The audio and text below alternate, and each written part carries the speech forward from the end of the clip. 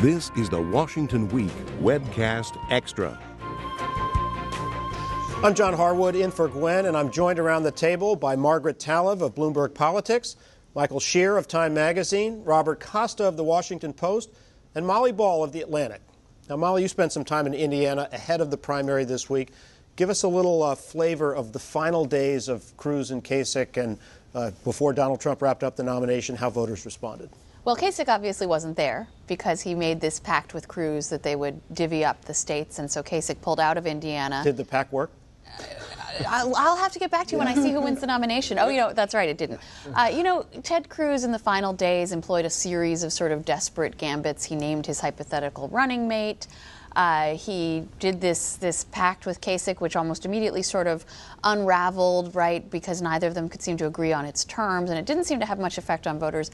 My main impression from traveling with Cruz was that all the voters who were going to his events were Cruz voters from the start.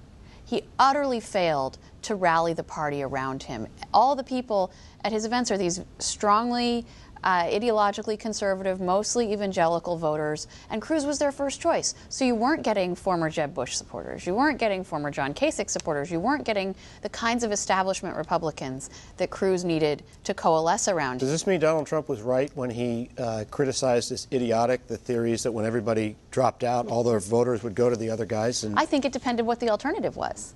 And in Ted Cruz, you had a very narrow factional candidate who could only appeal to one tiny swath of the party. And we saw over and over again Cruz trying to expand his appeal and failing, in part because he's built his brand and spent his career running against the Republican Party. So when regular sort of rank and file, I call them elephant brooch Republicans, don't want to vote for that guy, you can't be surprised. It's sort of their revenge on him for how he became a big name in the first place. But the Trump rallies are interesting too because he does draw a very diverse crowd, but a lot of the people you meet at Trump rallies don't consider themselves conservatives. A lot of them will tell you they're moderates or they're even independents, and so that's what Trump's talking about when he's talking about expanding the party. All right, let's talk money for a second. Donald Trump was able to run his primary campaign largely by loaning his own campaign his own money.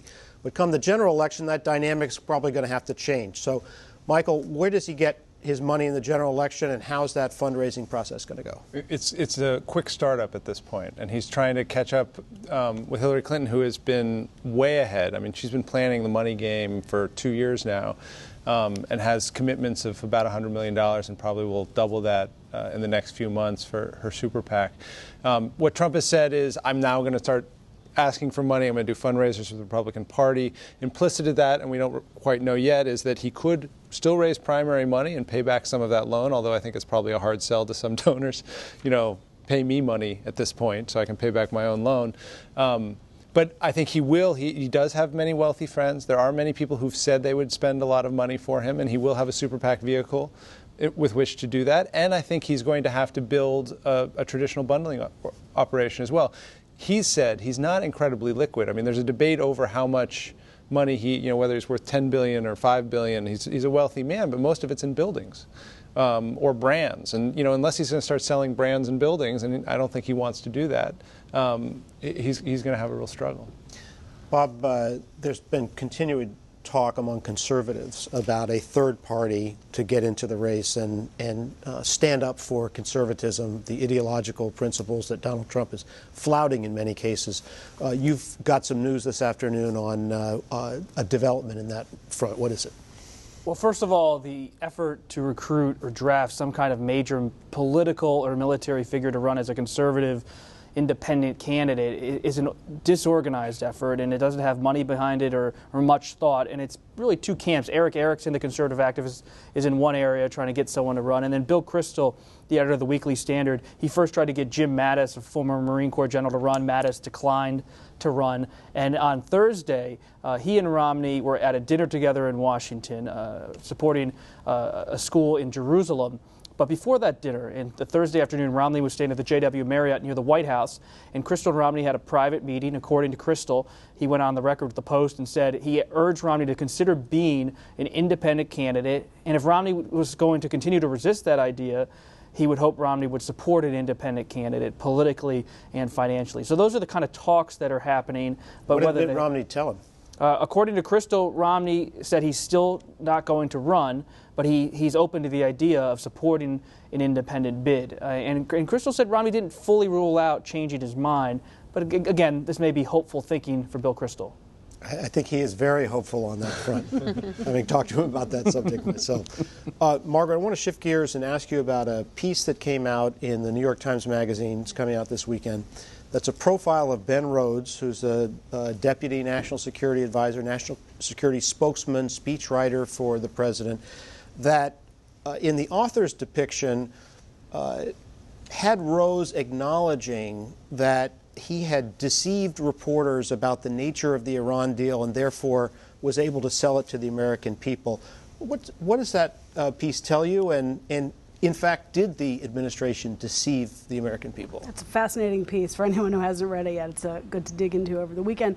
But on this specific question, this is creating quite a bit of controversy and particularly in conservative publications, accusations that the administration was lying to sell people a batch of goods. I don't think that that's what Ben Rhodes was trying to say, and I don't think that that's what the White House thinks that they did. I think that they did what the National Security Council has been doing for years and decades, which is putting their best spin on facts to sell the administration's strategy and hoping that people bite on it and don't do their own homework when it could counter their findings, and that they write what the administration wants them to write. I mean, and part of this profile goes on to say Rhodes' characterization of a bunch of young reporters who have covered political campaigns and don't know anything about anything. I mean, look, ask any Secretary of State or Defense Secretary who controls their policy, and they'll wish it was them. It's all controlled out of the White House. Year after year since Richard Nixon, decade after decade, administration after administration, more so. And that's certainly true of the Obama administration as well. But when you get a briefing from the National Security Advisor or the Deputy National Security Advisor, they're telling you how they want you to see things. It doesn't mean you have to report it that way, and it doesn't mean that you can't go do your own homework and counter those views. Well, here's the one thing we can agree on from that story. Ben Rhodes said that everybody covering politics is 27 years old. Oh, no, 27 years right. old. And we're all 27 years old, so yeah, well, it works. All right, let's turn to one final jump ball here, the Veepstakes on both sides. First of all, let's talk about Donald Trump. Who are potential running mates? Everybody give me a quick answer. Let's go around. Based on my reporting, I think Trump's going to go with an insider, someone who either is elected now or who has been in elected office. I think Newt Gingrich is one of the names at the top of that list. He and Trump have become very close. Chris Christie, Florida Governor Rick Scott are two others. We're going to play a little piece of sound before we go to the down the line.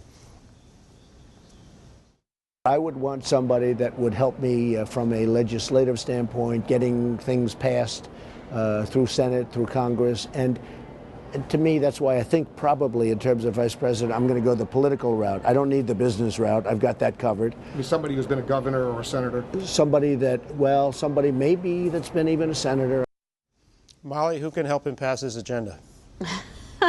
There's a lot of hypotheticals between here and there. But no, I mean, I think Bob is absolutely right that, and based on Trump's statements, you know, if he's smart, he is going to seek to normalize his candidacy and make himself more acceptable to the establishment. And the best way to do that is for them to feel like there's an adult in the room. So I don't know if Newt Gingrich quite fits that bill, but for him to pick an insight, and part of the problem is going to be who does he get that has that kind of gravitas who will agree to be on the ticket with him, and that could be an issue. Well, I think that's a big question. Who's an adult in the room who would say yes to running with Donald Trump? Well, the one name we haven't put out yet is Jeff Sessions from Alabama, who's been a close advisor to him. He's not an incredibly popular guy in the Senate, so it's not like he suddenly will win over a lot of leeway, but he knows how the building works and could help him there. What's interesting about Trump's VP pick is it's very different from Hillary's. Whoever Hillary picks, the VP in her administration will be Bill Clinton. You know, the person in the room helping her will not be the VP. She's going to pick somebody who's going to have to be happy in their corner of the building. It's not going to be a Joe Biden model.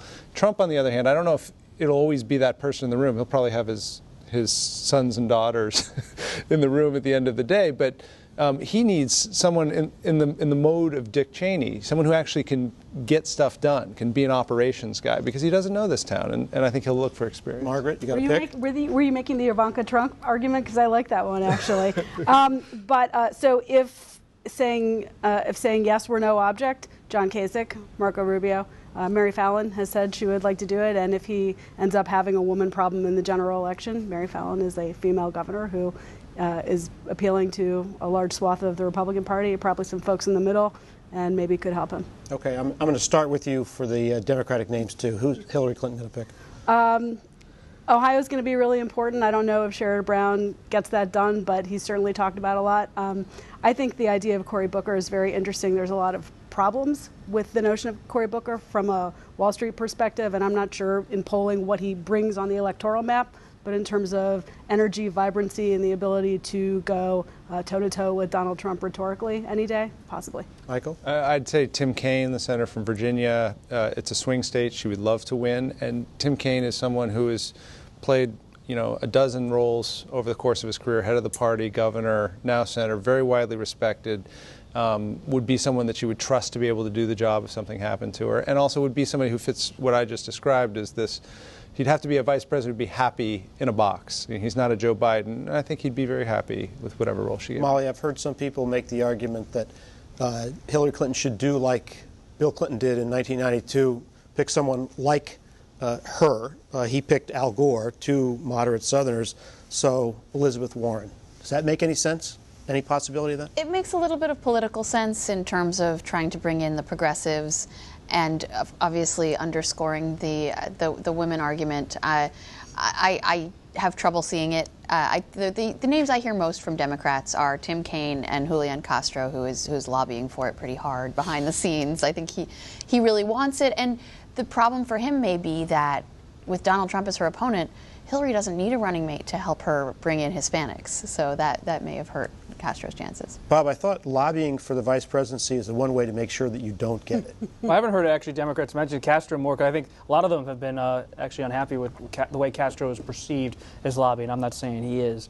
The name I keep hearing is Tom Perez, the labor secretary, as someone who's seen in a favorable light from the Clinton camp. But here, I don't like to make predictions, but if I was going to make one, if Senator Sanders wins the California primary, there will maybe be pressure to put him on the ticket. Everyone I talk to in the Democratic world says not happening, but if he wins California, well. I will say it right now, not happening. Now we're going to break there. Thanks, everybody. Be sure to check out our Washington Weekly Quiz and test your knowledge of the week's events and a bit of history, too. That's at pbs.org/Washington Week, where you'll also find our 90-second look back at Trump's march to the nomination and the 16 rivals he left in his wake. I'm John Harwood. Be sure to join us again next week on the Washington Week Webcast Extra.